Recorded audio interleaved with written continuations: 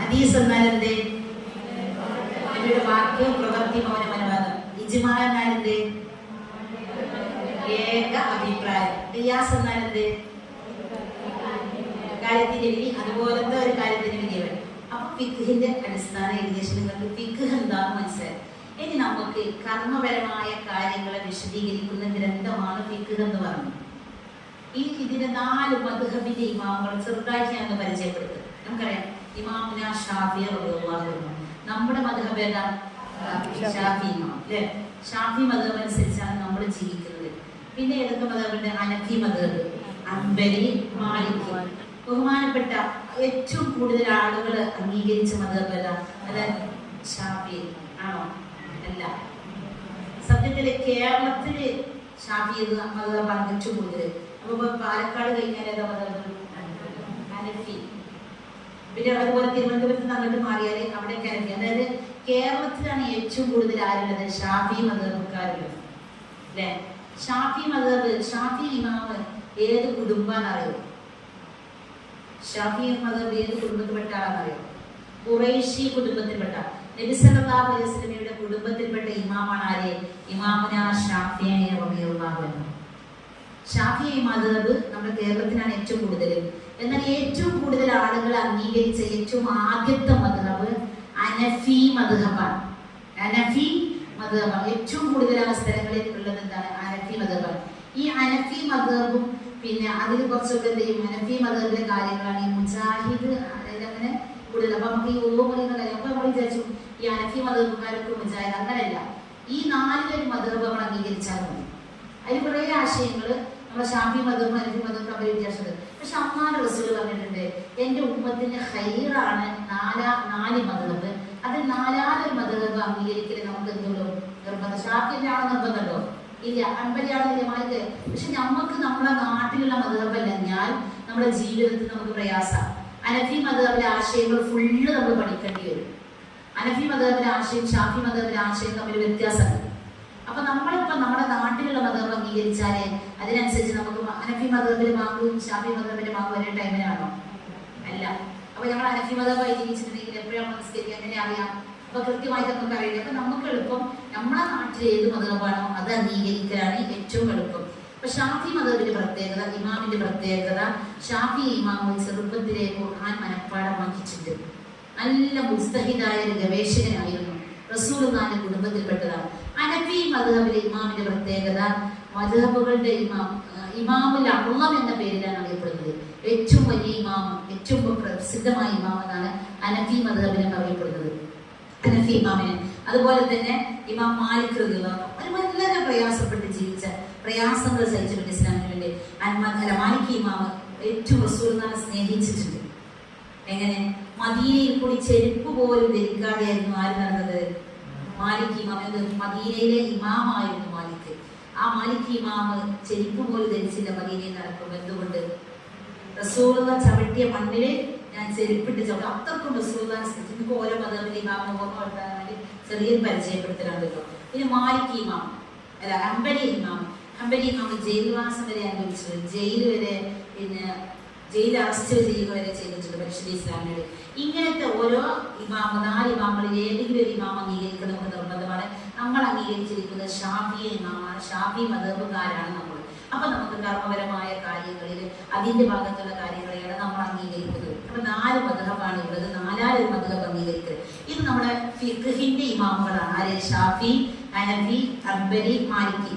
ആരാണ്? ഫിഖ്ഹിന്റെ ഇമാമാണ്. ഇനി അഖീദയുടെ ക്ലാസ് എടുക്കുമ്പോൾ ഞാൻ അതിന്റെ 2 ഇമാമുകളെ പറയും. ഇപ്പത് ഫിഖ്ഹിന്റെ ഇമാമുകളാണ്. എന്തൊക്കെയാണ്? ഷാഫി, ഹനഫി, ഹംബലി, മാലിക്കി.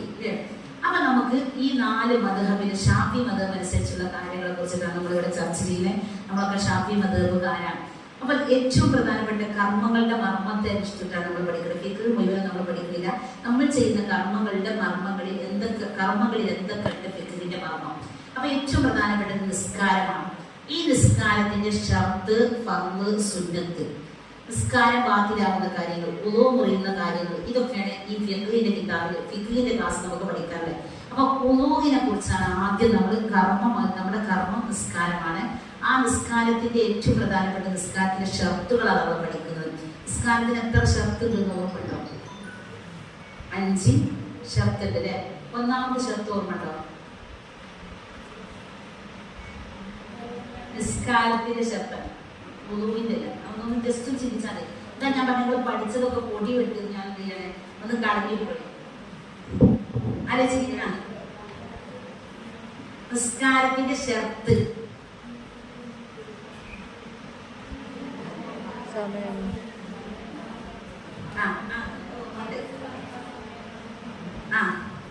ഈ ഷർത്ത് പറഞ്ഞു എന്താണെന്ന് തിരിയോ?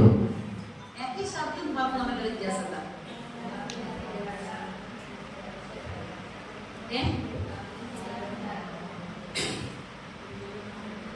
നമ്മളിപ്പോ നിസ്കാരത്തെ ഷർത്ത് ചോദിച്ചപ്പോ തക്ബീറത്തുൽ ഇഹ്റാം ചൊല്ലുക നമ്മൾ പറഞ്ഞു. പക്ഷെ ഇതൊക്കെ നമുക്കറിയാം, രണ്ടും ഡിഫറൻറ്റ് അറിയില്ല, വ്യത്യാസം എന്താണെന്ന് അറിയില്ല. ഈ ഷർത്തും ഫർളും തമ്മിലുള്ള വ്യത്യാസം എന്താ നിങ്ങൾക്ക് മനസ്സിലായതെന്ന് ഒന്ന് പറഞ്ഞില്ല. എന്താണ്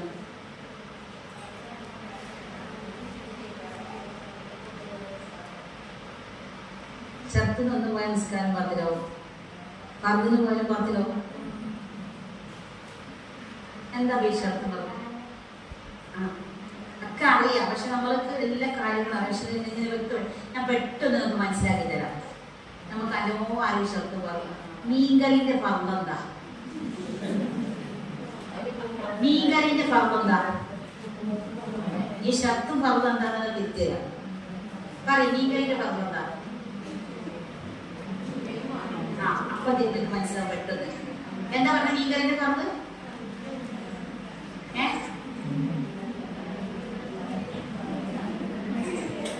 മീൻ കഴിക്കല് മീനിന്റെ ഷർത്തോ ഫർളോ? അപ്പൊ നമുക്ക് ഷർത്ത് പറഞ്ഞു മനസ്സിലായിട്ടില്ല. ഇവിടെ പറഞ്ഞു മീൻ കറിയുടെ ഫർള് മീനാണ്. സംഭവം ശരിയാണ്. മീൻ കറിയുടെ ഫർള് മീൻ ഉണ്ടായിരിക്കലാണ്. അല്ലെങ്കിൽ തക്കാളി ഉള്ളിയൊക്കെ വാട്ടി അതിന് എന്താ പറയാ? തക്കാളി കറി. അതിലേക്ക് മീൻ ഇട്ടാൽ എന്തായി? മീൻ കറി. അപ്പൊ മീൻ കറിയുടെ ഫർള് എന്താണ്? മീൻ ഉണ്ടായിരിക്കണം. എന്നാൽ മീൻ കറിയുടെ ഷർത്ത് എന്താ?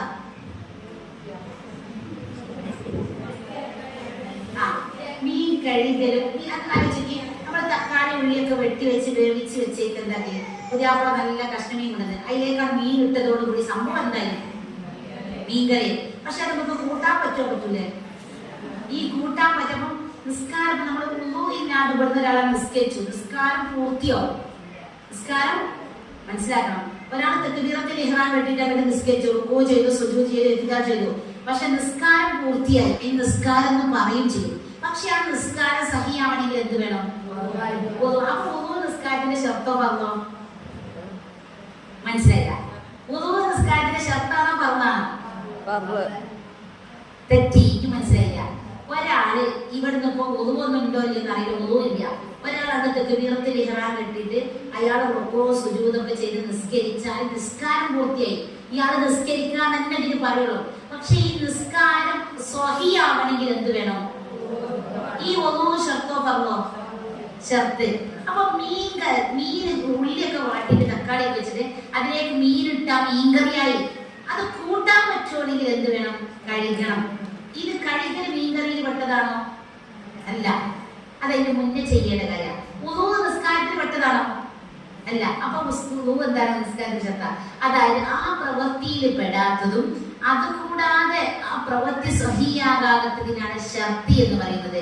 മീൻ കഴുകലും മുറിക്കലും നജസ് നീക്കലും ഒക്കെ ഷർത്ത.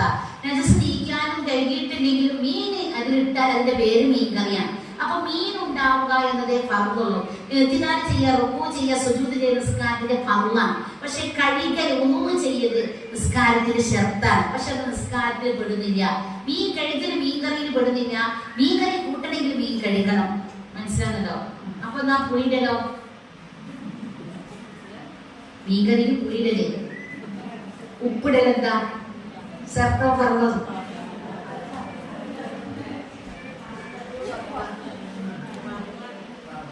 മീൻകറിയിൽ ഉപ്പിടല് സുന്നത്താണ്. മീൻകറിയിൽ ഉപ്പിടൽ എല്ലാവർക്കും ഉപ്പിടണമെന്നുണ്ടോ? ഇല്ല. മീൻകറിയിൽ ഉപ്പിടല് സുന്നത്താണ്. ഏത് സുന്നത്താ? അബ്ഹാറാണോ അയ്ഹാത്താണോ? അബ്ഹാറ് സുന്നത്ത്. എന്തുകൊണ്ട്? അതിന് ഉപ്പിട്ടിട്ടില്ലെങ്കിൽ പിന്നെയും ചേർത്ത് കൊടുക്കുക. അബ്ഹാറ് സുന്നത്ത് മറന്നാൽ പിന്നെ അവസാനം ചെയ്താൽ മതി. സഹവിന്റെ സുജൂദ് നല്ലോണം ചിന്തിച്ച രസവ്യക്ക്. അപ്പൊ എന്നാൽ അങ്ങനെയാണെങ്കിൽ മീൻ കറിയിൽ പുളിയിടൽ എന്തേ ഉള്ളൂ? ഐഹാത്ത് സുന്ന അല്ല അബ്ഹാവ് സുന്നത്ത ആണെങ്കിട പിന്നെ മീൻ കറിയിൽ മുളകിടല് ഐഹാത്ത് സുന്നത്ത അല്ലേ? അപ്പൊ അങ്ങനെ ഓരോന്നും നമ്മളൊന്ന് ആലോചിക്കാം.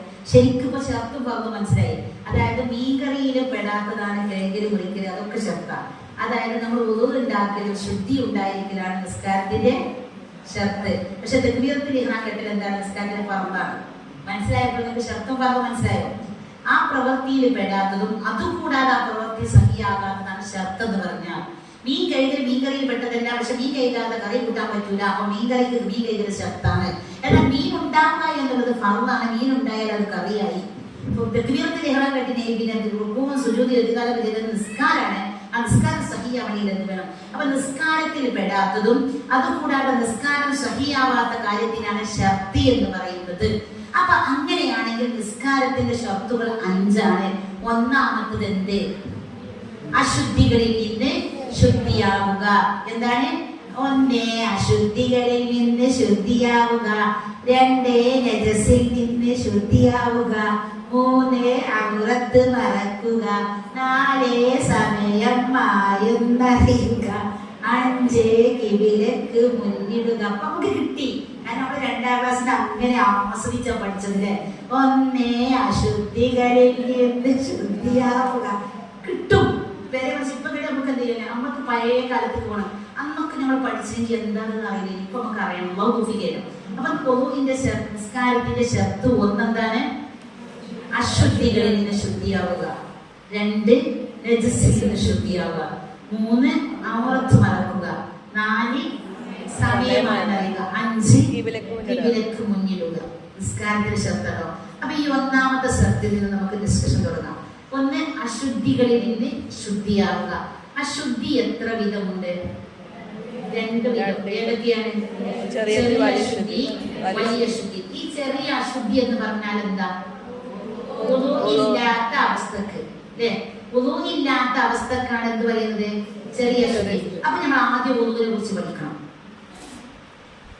ഉളുവിന്റെ നിസ്കാരത്തിന്റെ ഷർത്ത് 1, 2 അശുദ്ധികളിൽ നിന്ന് ശുദ്ധിയാവുക. ഒരശുദ്ധി, ചെറിയ അശുദ്ധി, ഉളു ഇല്ലാത്ത അവസ്ഥ. അപ്പൊ നമുക്ക് ഉളു ഉണ്ടാക്കാൻ പഠിക്കണം ആദ്യം. 2ാമത്തെ അശുദ്ധി എന്താണ്? വലിയ അശുദ്ധി എന്താ? കുളി നിർബന്ധമാവുന്ന കാര്യങ്ങൾ കൃത്യമായിട്ടും അതിലേറെ നമ്മൾ പഠിക്കണം. ഏതൊക്കെ കാര്യങ്ങളെ കൊണ്ടാണ് നമുക്ക് കുളി നിർബന്ധമാവുക? ഓർമ്മയുണ്ടോ? കുളി നിർബന്ധമാവുന്ന കാര്യങ്ങൾ എത്ര?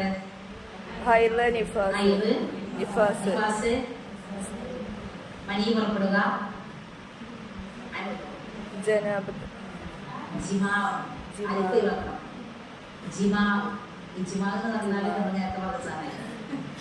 ഒരലിഫ് കൂടിയാല് പണ്ഡിതന്മാരുടെ അഭിപ്രായം ജിമാ ആയാല് സംയോഗം. മനസ്സിലായോ? പറയും. അപ്പൊ നമുക്ക് പരിചയം ഏതൊക്കെ നിർബന്ധമാണ് കാര്യങ്ങള്? ഹൈല്, നിഫാസ്,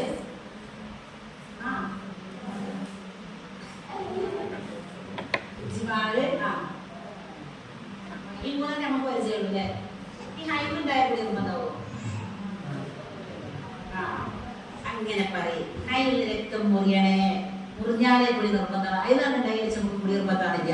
അവിടെ നമ്മൾ അശുദ്ധിക്കാരാവുകയാണ്. അശുദ്ധിയിൽ നിന്ന് ശുദ്ധിയായാലേ എന്ത് നിർബന്ധമുള്ളൂ?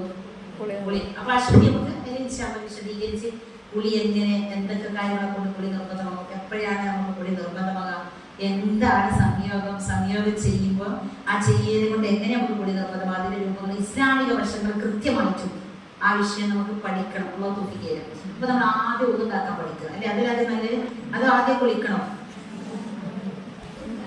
ആദ്യം കുളിക്കണോ കൊടുക്കണോ? പറഞ്ഞോളി. 2 അശുദ്ധി ഏതൊക്കെ വേണ്ടിയിരിക്കാം? ചെറിയ അശുദ്ധി എന്ന് പറഞ്ഞവരെ. അപ്പൊ ഉളുവില്ലാത്ത അവസ്ഥക്കാണ് ചെറിയ അശുദ്ധി എന്ന് പറഞ്ഞത്. എന്നാൽ ഈ ഉളുവിന്റെ ഷർത്ത് എത്ര? ഉളുവിന്റെ ഫർദ് എത്ര? 6. ഈ ഉളുവിന്റെ ഷർത്ത് ആദ്യം പഠിക്കുക. അതായത് ഉളുവിന് പെടുന്നതിന് മുന്നേ ശരിയാവണല്ലോ അല്ലെ? ഈ ഉളുവിന്റെ ഷർത്തുകളിൽ നിന്ന് ഒന്നാമത്തത് എന്താ? വെള്ളം തുഹൂറായിരിക്കുക അല്ലെ? വെള്ളം എത്ര വിധമുണ്ട്? 3 വിധം. ഏതൊക്കെ? തുഹൂറ്, താഹിറ്, മുത്തനജ്ജിസ്. അന്ന് പഠിച്ചത് ടീച്ചറൊക്കെ വെള്ളം 5 വിധമുണ്ട്. കിതാബുകൾ, ചെറിയ കിതാബുകളിലൊക്കെ 3 പറയുന്നുള്ളൂ. പക്ഷെ നമ്മൾ ഫത്വൽ മീൻ മഹലിലൊക്കെ പറയുന്നുണ്ട് 5 വിധം വെള്ളമുണ്ട്. നമുക്ക് ഏതൊക്കെ അറിവ് തന്നെയാണെന്ന് പരിശോധിക്കാം.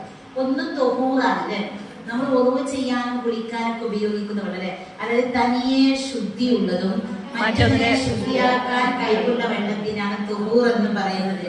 ഉദാഹരണം പറഞ്ഞാൽ ഒന്ന്, കിണറ്റിലെ വെള്ളം മദ്രസ പഠിച്ച അതേപോലെ വിളിച്ചത്, കിണറിലെ വെള്ളം, കുളത്തിലെ വെള്ളം, പുഴയിലെ വെള്ളത്തിലെ. അപ്പൊ തനിയെ ശുദ്ധിയുള്ളതും മറ്റൊന്നിനെ ശുദ്ധിയാക്കാൻ കഴിവുള്ളതുമായ വെള്ളത്തിനാണ് തുഹൂർ എന്ന് പറയുന്നത്. ഈ വെള്ളമാണ് നമ്മൾ കുളിക്കാനും ഉദുവ് ചെയ്യാനും മയ്യത്തിനെ കുളിപ്പിക്കാനും ഉപയോഗിക്കുന്നത്. മനസ്സിലായോ? അപ്പൊ ഈ വെള്ളം ഒന്ന് തുഹൂർ, രണ്ടാമത്തേത് ത്വാഹിർ, തനിയെ ശുദ്ധിയുള്ളതും മറ്റൊന്നിനെ ശുദ്ധിയാക്കാൻ കഴിവില്ലാത്തതുമായ വെള്ളത്തിനാണ് ത്വാഹിർ എന്ന് പറയുന്നത്. ഉദാഹരണം കഞ്ഞിവെള്ളം, ഇളന്നി വെള്ളം പോലെ അല്ലേ. ഇവ നമുക്ക് എത്ര വെള്ളം നിറച്ച് കുടിക്കാൻ പറ്റും, നമുക്ക് മുദ്രച്ചാൽ മനയിച്ചാൽ പറ്റില്ല, മനയിക്കാം. പക്ഷെ എന്ത് ചെയ്യാൻ അവിടെ എന്താവില്ല, ശുദ്ധിയാവില്ല. അപ്പൊ തനിയെ ശുദ്ധിയുണ്ട്, പക്ഷേ അത് മറ്റൊന്നിനെ ശുദ്ധിയാക്കാൻ പറ്റൂല. മൂന്നാമത്തെ വല്ലത് തുഹൂറും താഹിറും പഠിച്ചു. മൂന്നാമത്തേതാ മുത്തനജിസ്. ഈ മുത്തനജിസ് എന്താ? തനിയെ ശുദ്ധിയില്ല, മറ്റൊന്നിനെ ശുദ്ധീകരിക്കാനും വഴിയില്ല. മുത്തനജിസ് എന്ന് പറഞ്ഞാൽ അതിനർത്ഥം നജസ് യൻജിസു നജസൻ വജാനിസും വജുനിസു യൻജിസു മുത്തനജിസും. നജസാക്കപ്പെട്ടത് എന്നർത്ഥം. അതായത് നജസ് കലർന്ന വെള്ളത്തിനാണ് മുത്തനജിസ് എന്ന് പറയുന്നത്. അതെങ്ങനെ? നമ്മളിവിടെ ബക്കറ്റ് വെള്ളം എടുത്ത ശരി, അപ്പൊ നമ്മൾ എന്ത് ചെയ്തിട്ടുണ്ട്, നമ്മൾ മറ്റൊരു ബക്കറ്റിൽ നിന്ന് കുട്ടി മൂത്രമൊഴിച്ച തുണി ഇങ്ങനെ ഒഴുകുന്നുണ്ട്. അപ്പൊ ഈ ഒഴുകുന്ന സമയത്ത്, അതിനെ കഴുകുന്ന സമയത്ത് ഇതിന് ഒരു തുള്ളി വെള്ളം 2 മില്ലത്തില്ലാത്ത ബക്കറ്റിലാണ് തീർച്ചാൽ ആ ബക്കറ്റിലുള്ള വെള്ളത്തിന്റെ പേരാണ് മുത്തനജിസ്, നജസ് കലർന്ന വെള്ളം. ഇത് നമ്മൾ കുട്ടികളുടെ മൂത്രം വൃത്തിയാക്കുമ്പോൾ തറ എങ്ങനെ തുടക്കണം?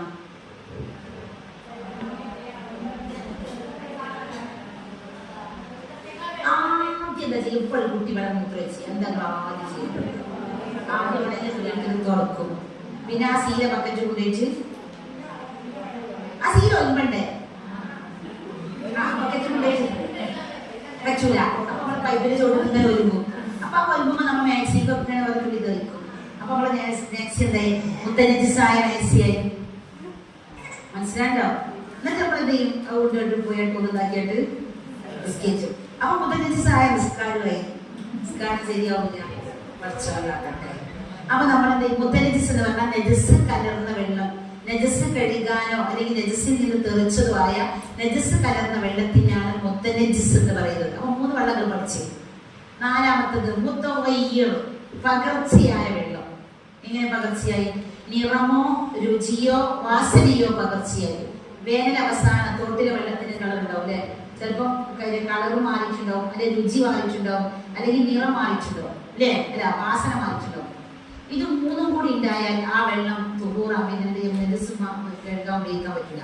അത് നിറം മാറിയതിനെ, കളറിന് ചോയും മാറിയതിനെ, വാസനയും മാറിയതിനെ, ഇത് 3 പകർച്ചയായിട്ടുണ്ടെങ്കിൽ ഉപയോഗിക്കാൻ പറ്റില്ല. എന്നാൽ ചെറിയൊരു കളർ മാറ്റമുള്ളൂ കിണറിലെ വെള്ളത്തിന്, അത് ഉപയോഗിക്കുന്നതിന് കുഴപ്പമില്ല. അല്ലെങ്കിൽ ചെറിയ രുചിന്റെ മാറ്റമുള്ളൂ, എന്നാൽ അത് സ്വന്തം ഉണ്ടെങ്കിൽ മാറ്റം ഉപയോഗിക്കുന്നതിന് പ്രശ്നമില്ല. അതല്ല ചെറിയൊരു നിറമാറ്റമുള്ളൂ, ഏതെങ്കിലും ഒന്നാണെങ്കിൽ ഉപയോഗിക്കും.